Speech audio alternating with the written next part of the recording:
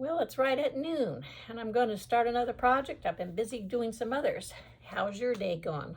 Obviously, you're ready to learn some new patterns and new sewing and going around YouTube looking to see what you can find. It's lots of fun to watch everybody as much as I can, learn new things. My latest one is really a quick little thing to do, and it's called cat toys, and they're little mice. And all you do is cut these out. It's one fat quarter. You're going to get 3 mice, and the little mice are just flat. But we're going to you're going to fold them, and then you're going to stitch around, leaving an opening somewhere, wherever you want to leave the opening, and then turn it inside out. Before you do all that, I had bought some suede to use for a little tail.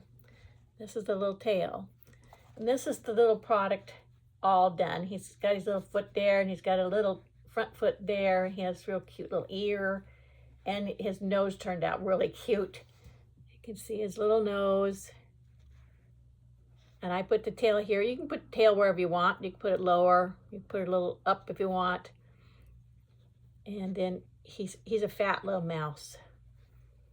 And of course the other side is the same. And this is a cat toy, so it doesn't have to stand. It's just meant to be tossed around like a cat will do. And you can grab it by the tail and entice your cat.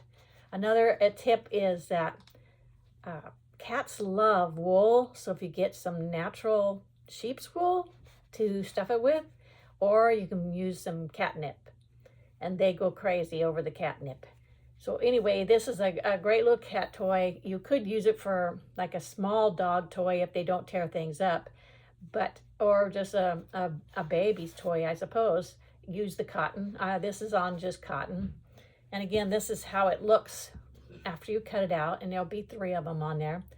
And the instructions will be on the fat quarter like I usually do. And I have a lot of new designs. This is one of my newest ones. And again, when you fold this, and before you start stitching around, know where you're going to have that tail. I have marked somewhere here. Oh, here it is. I'm right there. I've marked there where the tail's going to go on my pattern. Now, this was my very first prototype, so I had to redo. I thought I was going to have the tail down here, and that little mark is just your fold line. You'll see it up here, and you'll see one down here, and I was going to put the tail there, and I realized, well, you don't want a tail in the middle of his belly. So I've got it fixed, and it's now for sale on my Spoonflower site.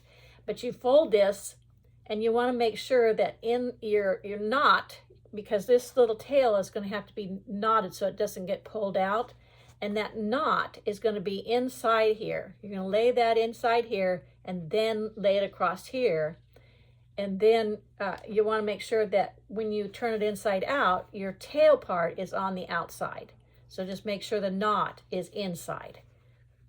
And anyway, it's so simple. It's just going to be following along. I did, where the dotted lines are is usually a cut line, but I made it a little bit wider. So you may want to do that too if you want to have more room to mess around with where you're sewing with the sewing machine. If you're going to do it hand sewing, it might be okay to do the little bit skinnier part there for sewing. You can see about how big, and I cut it a little wider just to give myself extra space. And you do want to clip wherever there's a bend, clip there, to do that so you don't have so much bulk.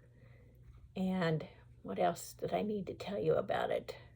I think that's about it. I mean, they're really fast and easy. Would be a great thing to sell at craft shows. That's my little project, and I think it won't take long for this, and you may want to make all 3 and make some for gifts for your friends. Put them in little bags or something for gifts later on. Again, this is all hand done. I do all the designing myself, and I put them on Spoonflower, and they're all my cut and sews, do-it-yourself cut and sews are under Salzanos on Spoonflower, and there's a whole collection called DIY Cut and Sew, and that's where you'll find all of them. I usually will try to have My blog will always have the newest patterns too on it, and those links for the blog and Spoonflower are on my YouTube channel. I hope you try this and tell me how you like it, and I hope you have a great day. Do some creative things.